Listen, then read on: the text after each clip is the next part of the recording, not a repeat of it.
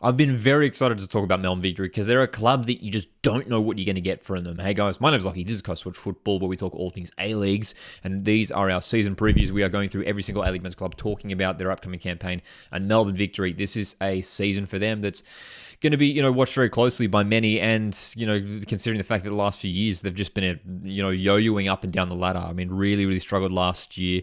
The season before that, they were so impressive. They won the Australia Cup. They were one game away from the grand final. So it's a club that just needs a bit of stability, and a club of this size and with the squad that they have really shouldn't be finishing, anywhere near the bottom of the table. First of all, let's talk about the ins and outs. There has been a little bit of change here at the club, which was necessary after a disappointing campaign.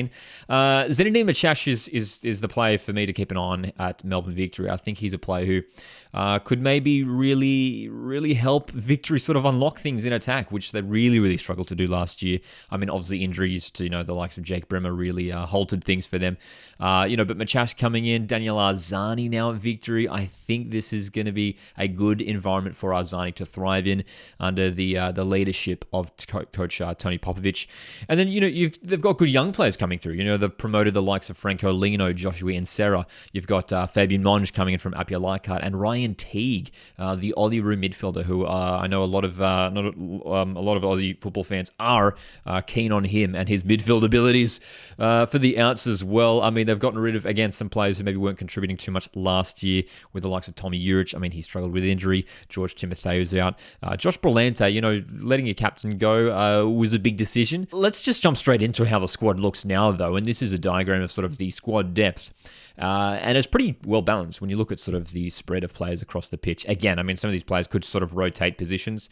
The only concern is maybe striker. I'm quite surprised that Victory haven't signed another striker. Bruno Fornaroli, currently the only sort of recognised striker in the first team at Melbourne Victory. Yes, maybe someone like Falami or even Machash maybe could play up top. So there's options there, but it's a strong team. It is a strong team. Defensively, Miranda De Silva, I think there's potential for that to become one of the best centre-back partnerships in the league. You've got a decent keeper like Paul Izzo.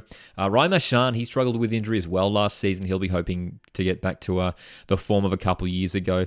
And then look at that sort of attacking area. I mean, you've got a lot of former Socceroos in Falami, Arzani, Economides, Fornaroli.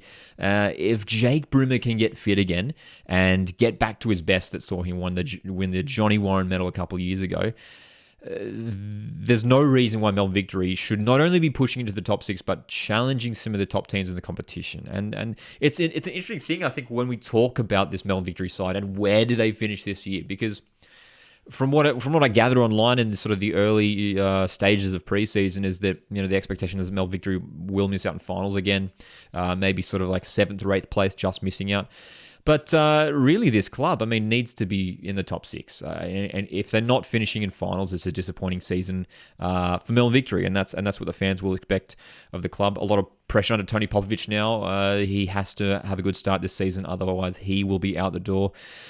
I think for Melbourne Victory, my prediction for them in terms of where I expect them to finish is anywhere between 3rd and 6th. I think to challenge that top 2 is maybe too big of an ask. I don't know if they've got enough to challenge Melbourne City just yet, but 3rd and 6th has to be the expectation for Melbourne Victory. They can't, set sights on just challenging for those last couple spots in the top 6.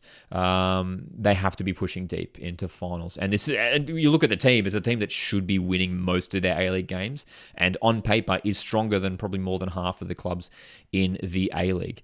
Look, a lot of young players who will have a massive season coming up. But for me, for the young player to watch, I'm really intrigued to see how someone like Franco Lino goes. He's a player who a lot of people are really excited about. 18-year-old left back, very athletic, very pacey, and should surely get some game time. You've got a senior left back in Adama Traore there who will be able to help guide the youngster through. But hopefully Franco Lino will get some game time this season for Melbourne Victory. Where do you think Melbourne Victory are going to finish this season? They're a team that everyone seems to have mixed predictions on. Let me know in the comment section down below. Make sure you hit subscribe so you don't miss the other A-League club previews here on the channel. My name's Lockie. This is Coast Watch Football. See you guys in the next one.